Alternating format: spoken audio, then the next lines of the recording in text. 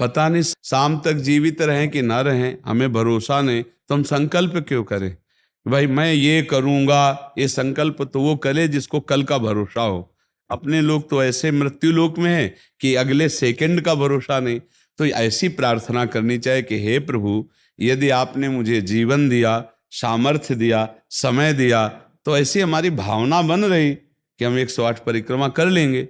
और अगर नहीं समय, नहीं शरीर सामर्थ्य रही, तो हम एक को नहीं करेंगे, तो कोई अपराध नहीं लगेगा। अगर संकल्प ले लिया कि अब 108 करेंगी, तो अब करना चाहिए। फिर देखो, संकल्प पूरा करना चाहिए। तो अभी इस जान तो शरीर में है ही, तो संकल्प के लिए फिर उसी कार्य में लगा जाता है। पर हम सबसे प्रार्थना करते हैं संकल्प ना लिया जाए। कभी कोई अगर नियम लेने की बात हो तो ये जरूर छूट दे दे कि हे प्रभु, यदि हमारा स्वास्थ्य ठीक रहा, हमारा जीवन रहा, तो हम आपके ऐसा कर लेंगे। और अगर नहीं रहा तो आपने कोई संकल्प किया नहीं, तो पाप नहीं लगेगा। ऐसे थोड़ा अपराध बनने की होती है कि 108 की। पर जी वो तब होता है जैसे कोई डील करते हैं ना, गोवर्धन महाराज मेरे पुत्र का नौकरी लग जाए, मैं 100 परिक्रमा करूंगी, तो तब जाके थोड़ा सा ऐसा ज्यादातर होता होगा। हाँ ऐसे पर भक्ति मिले ऐसा हाँ, तो कम ही होता है। हाँ तो करना चाहिए, फिर हमें लगता है करना चाहिए। पर अगर समय के पधार गया तो फिर कैसे कर पाएगा?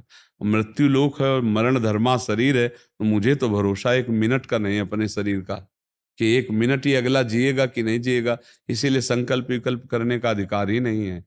पता नहीं शाम तक जिएंगे क्यों भाई, पक्का है किसी को? अब पता नहीं शाम तक जिएंगे कि नहीं, तो हम क्या संकल्प करें? हमें तो यही कि प्रभु जैसे चलावे वैसे चल रहे।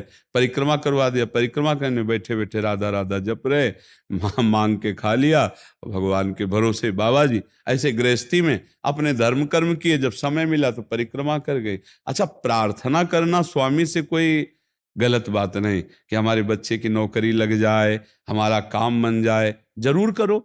भगवान से नहीं करोगे तो किससे करोगे? करना चाहिए। पर ये करके कि हमारी कामना पूर्ण कर दो, हम इतना करेंगे, फिर बंधन हो जाएगा। हम इतना क्यों करें, तुम्हारी परिक्रमा करेंगे तो हमारा काम पूर्ण? स्वार्थी हो क्या? हमारे पिता हो, हमारे स्वामी हो, हमारी जरूरत है, मांग रहे कि प्रभु हमें एक संतान दे दो, हम आपको कुछ करेंगे। ये हम में बस नहीं, हमारे पास तो जो कुछ दिया हुआ सब आपका है नाथ। स्वाभाविक 108 परिक्रमा लग जाए, कोई बात नहीं। संकल्प मत करो, मांग जरूर लो, तुम्हें मांगना है। और छूट दे दो कि प्रभु यदि उचित हो तो ऐसा करना, अगर उचित ना हो तो प्रभु लाख बार मांगो तो भी पूरा मत करना।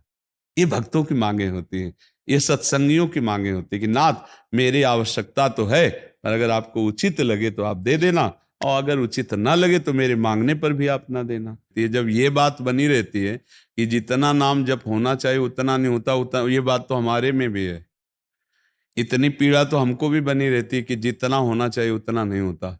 इतनी पीड़ा हम अपने गुरुदेव भगवान में भी देखी। एक दिन उन्होंने कहा क्या बताएं, जीवन निकल गया, छक के नाम जपने को नहीं हुआ, रात दिन मंत्र में नाम में लगे गए, रात दिन 10 वर्ष समीप रह के सेवा में रहे। तो देख, बोले क्या ही कर पाता है।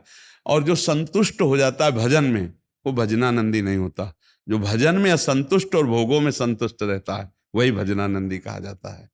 अपनी बात कहते हैं, मुझे तो गुरुदेव ने संभाला, नहीं तो साधन भजन हो रहा था, पर वो अहंकार जनित था।